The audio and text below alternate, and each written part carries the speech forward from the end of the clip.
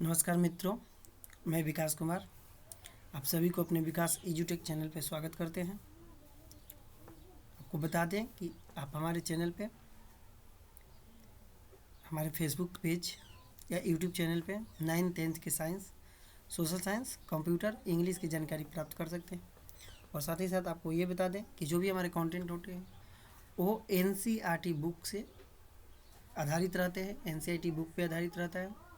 मैं स्वतः अपने अनुभव और NCERT बुक के जो है कंटेंट उससे मैं प्राप्त करके आपको देने का कोशिश करता हूँ। और आपसे अनुरोध है कि अगर आपको वीडियो अच्छा लगे तो आप शेयर करें, लाइक करें। चलिए शुरुआत करते हैं। देखते हैं आज हम लोग क्या सीखने वाले हैं इस वीडियो में। आज हम लोग सीखेंगे अवतल लेंस में प्रतिबिंब बनने के नियम एवं उत्तल लेंस में प्रतिबिंब बनने के नियम। तो आज हम लोग बहुत ही इंटरेस्टिंग सब्जेक्ट लेके आए हैं। आपको बता दें कि इससे ऑब्जेक्टिव और सब्जेक्टिव दोनों क्वेश्चन बनने का नियम, दोनों क्वेश्चन के बारे में पूछता है। तो हम लोग इसके बारे में बात करते हैं। चलिए शुरुआत करते हैं। तो अवतल एवं उत्तल लेंस में प्रतिबिंब बनने का नियम हम लोग सीख रहे हैं। और साथ ही साथ आपको बता दें कि जो हम लोग सभी चीज़ सीख रहे हैं ये ज्योमेट्रिकल प्रकाशीय कहलाता है, ज्योमेट्रिकल ऑप्टिक्स कहलाता है। इसमें हम लोग जो प्रकाश के आरेख है उसको एक आलेख के रूप में, स्केच के रूप में पढ़ते हैं। चलिए हम लोग शुरू करते हैं। पहला नंबर अवतल और उत्तल लेंस में प्रतिबिंब बनने के नियम है। पहला जो नियम है, नियम जो पहला है उसके बारे में बात करते हैं। मैंने दोनों लेंस को साथ में लेकर चला है। जो भी हम नियम बता रहे हैं दोनों लेंस के साथ में बता रहे हैं। कोशिश करते हैं आपको समझ में आए अच्छे से। तो पहला नियम है कि मुख्य अक्ष के समानांतर आती प्रकाश की किरणें अपवर्तन के बाद फोकस से होकर जाता है। याद रखना है इसे हमेशा कि जब भी ये समानांतर आती है तो फोकस से जाती है। समानांतर आती है तो फोकस ले जाती है, याद रखना है। आती है और फोकस ले जाती है। कब आती है भाई, कैसे आती? तो समानांतर आती है तो फोकस ले जाती है, याद रखना है। ये पहला नियम है। दूसरा जो नियम है हम लोग का, वो नियम है कि अगर पतले लेंस हो, ये पतला लेंस के लिए ही लगता है खासकर, पतले लेंस में प्रकाशीय केंद्र से, यानी कि जो मैंने बताया प्रकाशीय केंद्र पिछले वीडियो में कि जो लेंस होता है उसके जो केंद्र होते हैं उसी को हम लोग प्रकाशीय केंद्र कहते हैं।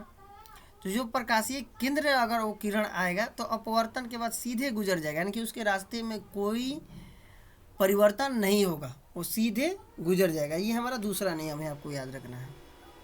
तो ये दो नियम हम लोग पढ़ें। अब हम लोग तरह तरह की स्थितियाँ देखेंगे, ठीक है। पहले हम स्थिति उत्तल लेंस में देखेंगे और फिर स्थिति अवतल लेंस में देखेंगे।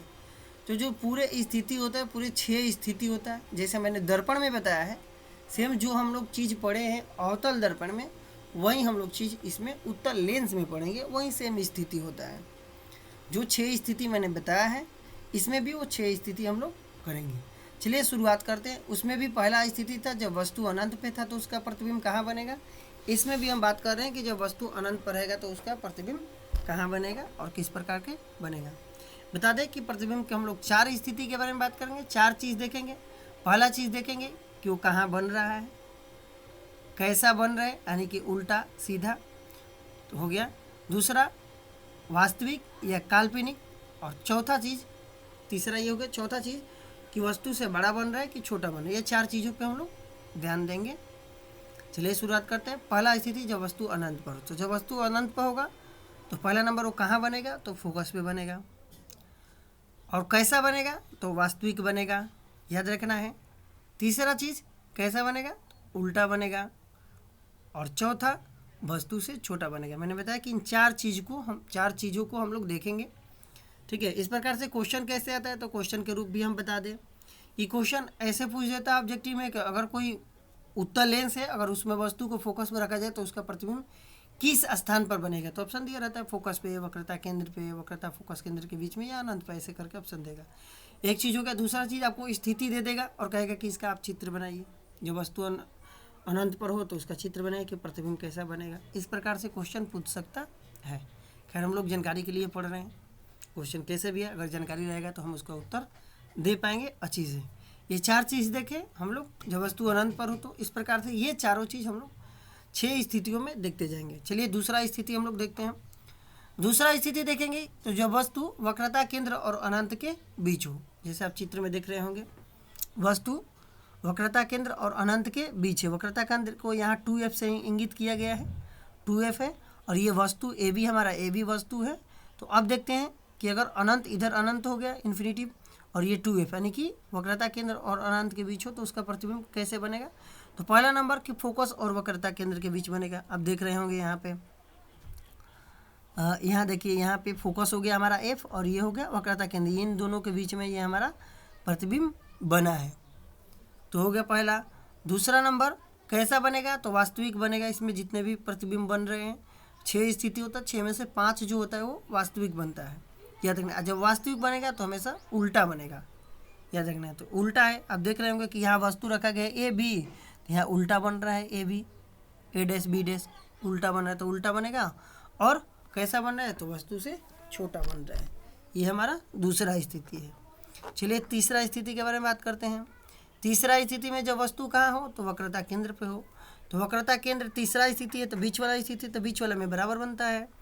तो 2f वक्रता केंद्र हो गया, मैंने बताया। तो 2f पर स्थित हो, तो देखिए तो प्रतिबिंब कहाँ बन रहा है, तो 2f पर ही बन रहा है, देख रहे हैं आप। और बराबर बन रहा है, ए बी है और ए डैश बी डैश, ये दोनों प्रतिबिंब और वस्तु दोनों क्या हो रहा है, बराबर बन रहा है। तो वक्रता केंद्र के बीच नहीं, वक्रता केंद्र पर ही बनेगा, ठीक है। और वास्तविक बनेगा, तो वास्तविक बनेगा तो उल्टा बन रहा है, चित्र में हम लोग देख रहे हैं। और कैसा बन रहा है, तो वस्तु के बराबर बन रहा है। ये पूरे 4 स्थिति हम लोग देखें, ठीक है।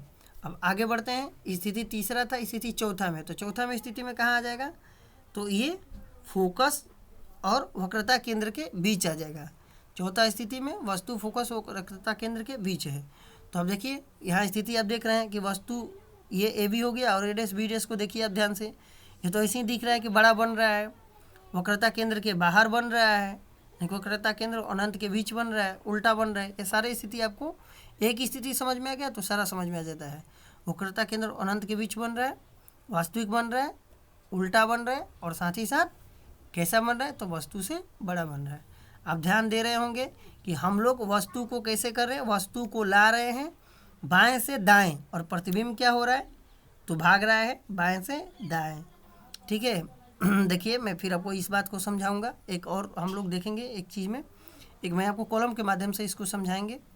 आगे चलते हैं। पांचवा स्थिति जब वस्तु फोकस पर हो, तो वस्तु देखिए नज़दीक आ रहा है, वस्तु लेंस के नज़दीक आ रहा है, यही बात मैं समझाने की कोशिश कर रहा हूँ। और जो प्रतिबिंब है वो लेंस से दूर भाग रहा है। अब देख रहे होंगे पांचवा स्थिति, वस्तु अब चलते चलते अभी तो 2f और f के बीच था, अभी आ गया f पे, तो देखिए प्रतिबिंब भाग रहा है, दूर भागेगा। तो ये जब वस्तु f पर हो यानी कि फोकस पर हो, तो उसका प्रतिबिंब कहाँ बनेगा, अनंत पर बनेगा। वास्तविक बनेगा, उल्टा बनेगा, वास्तविक बनेगा तो उल्टा बनेगा ही, साथ ही साथ वस्तु से बहुत बड़ा बनेगा। ये 5 स्थिति हुआ। 6वां स्थिति कुछ अलग है, इन 5 स्थितियों से 6वां स्थिति अलग है। देखिए 6वां स्थिति में क्या होता है, जब वस्तु फोकस और ध्रुव के बीच रखा जाता है।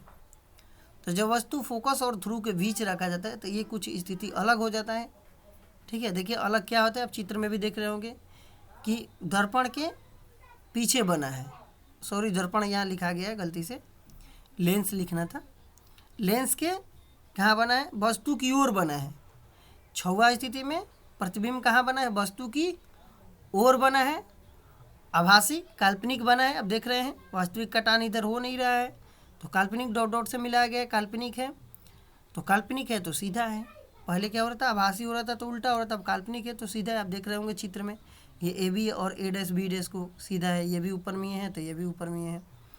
उसके बाद में वस्तु से बड़ा बन रहा है, अब देख रहे हैं वस्तु से बड़ा बन रहा है।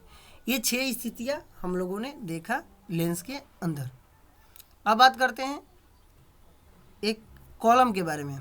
तो इस कॉलम को आप ध्यान से देख लीजिए, आप इसे स्क्रीनशॉट भी ले सकते हैं। इसमें मैंने 6 स्थितियों को एक टेबल के रूप में बनाया है। देखिए जब वस्तु अनंत पर हो तो फोकस पर बनेगा, वास्तविक उल्टा बनेगा, और वस्तु से बहुत छोटा बनेगा।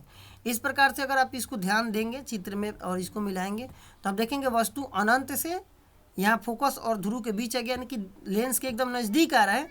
और जब प्रतिबिंब को देखेंगे, यहाँ प्रतिबिंब की स्थिति देखेंगे तो ये क्या हो रहा है, तो ये दूर भाग रहा है। पहले फोकस पर था, वक्रता केंद्र फोकस के बीच हुआ, वक्रता केंद्र पर हुआ, ये दूर भाग रहा है। अब इसको अगर ध्यान से समझेंगे तो आपको समझ में आ जाएगा, और ये कभी भुलाने वाला चीज़ नहीं है अगर आपको एक बार समझ में आ गया तो।